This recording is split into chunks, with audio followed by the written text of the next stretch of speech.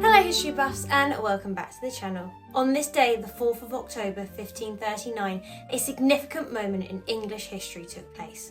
The signing of the marriage treaty between King Henry VIII and Anne of Cleves. A decision that would set off a chain of events filled with political intrigue, personal disappointment, and far-reaching consequences for the Tudor dynasty. But what led to this alliance between two people who had never met before? And why did it unravel so spectacularly? To understand the significance of this treaty, we need to take a look at the political landscape of Europe in the 1530s. At this time, Europe was a continent divided primarily between the Catholic powers, led by Charles V, the Holy Roman Emperor, and King Francis I of France, both of whom were rivals of England. Meanwhile, the Protestant Reformation was spreading across Northern Europe, creating new religious tensions.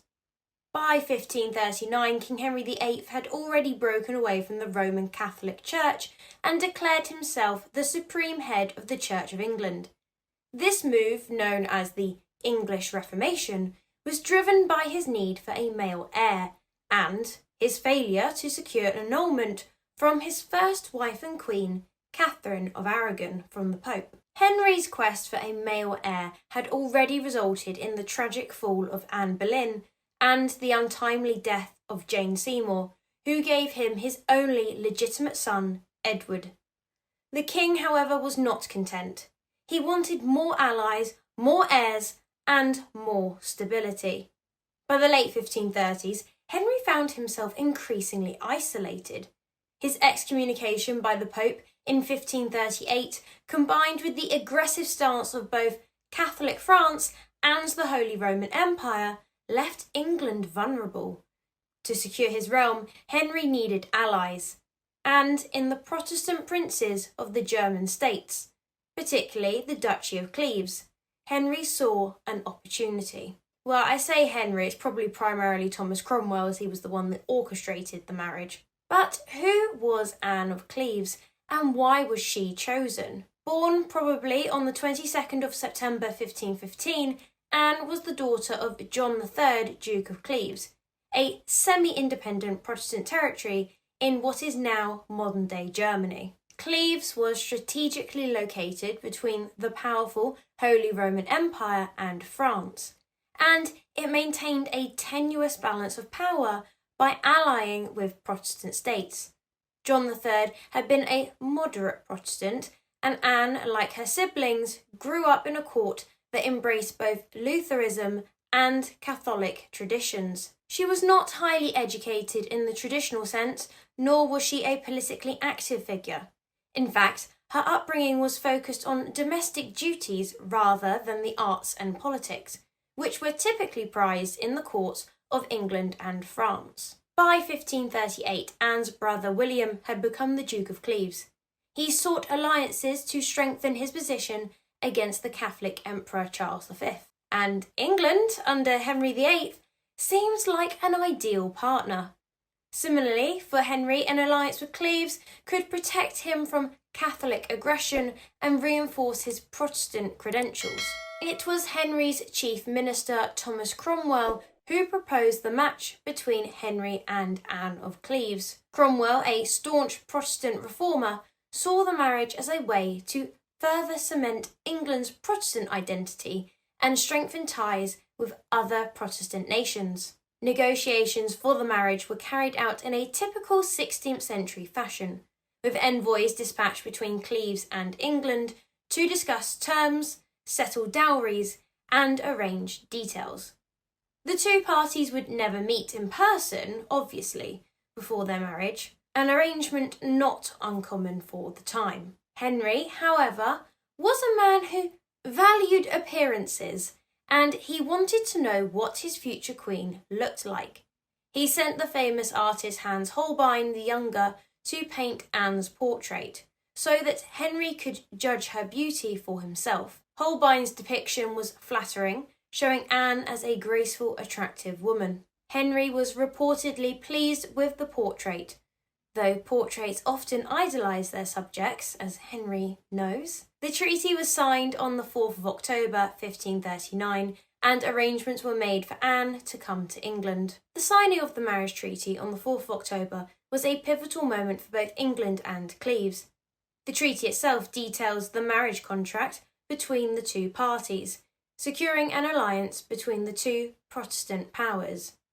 As part of the agreement, Anne would bring a substantial dowry, though it was modest compared to other royal marriages. In return, Henry promised Anne the status of queen consort and all the privileges that came with it. With the treaty signed, the marriage seemed like a triumph of diplomacy. However, the success of such arrangements often depended on personal chemistry, and that's where the problems begin. In December 1539, Anne set sail for England, arriving at the port of Dover in early January 1540. Henry, eager to meet his bride, decided to surprise her. Yeah, that was a mistake. Upon seeing Anne for the first time, Henry was reportedly appalled.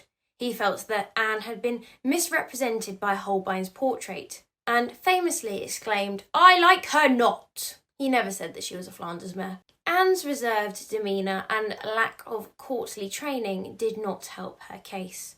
She did not speak English and had little understanding of the flirtatious courtly customs that Henry enjoyed. The king, accustomed to women like Catherine of Aragon and Anne Boleyn, who had been raised in the lively courts of Spain and France, although Catherine mainly was raised in England, found Anne quite dull. Despite his misgivings, Henry went through with the wedding on the 6th of January 1540 at the Palace of Placentia in Greenwich. However, the marriage was never consummated.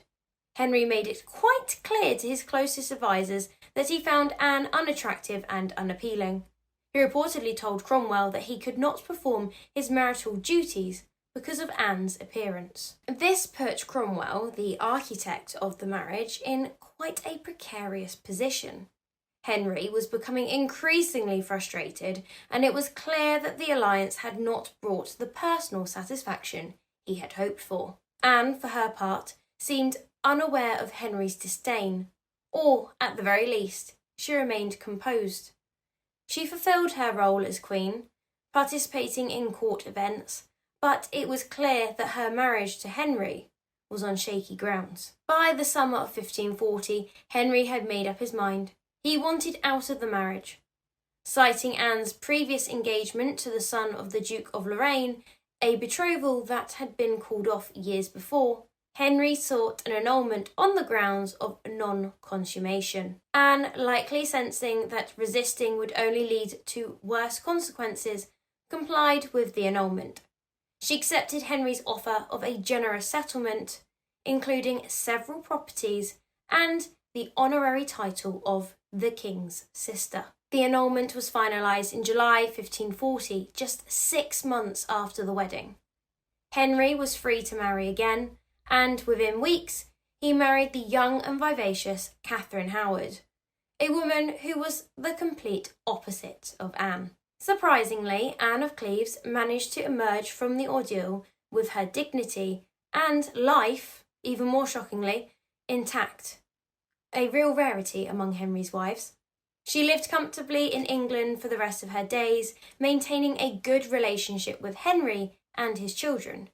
In many ways, Anne's fate was one of the most fortunate of all of Henry's queens. As for Henry, the failed marriage did little to stabilise his reign.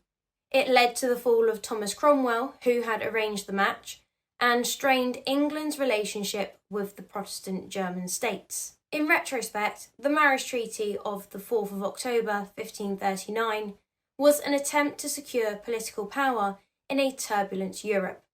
But, in the end, it became another example of Henry's tempestuous personal life, interfering with the broader political goals of his reign. And so, on this day in history, on the 4th of October 1539, the marriage treaty between King Henry VIII and Anne of Cleves was signed, a moment that briefly united England with Cleves, but ultimately revealed the unpredictable and personal nature of political power during the Tudor era. And that's where I'm going to leave today's video. If you like this video, be sure to like and subscribe if you haven't already, and turn that notification bell on so you never miss a video. I also have some more in-depth videos about King Henry VIII's marriage to Anne of Cleves, and also some in-depth videos about Anne's life. So be sure to go check those out if you haven't already. And until the next one, guys, have a wonderful day.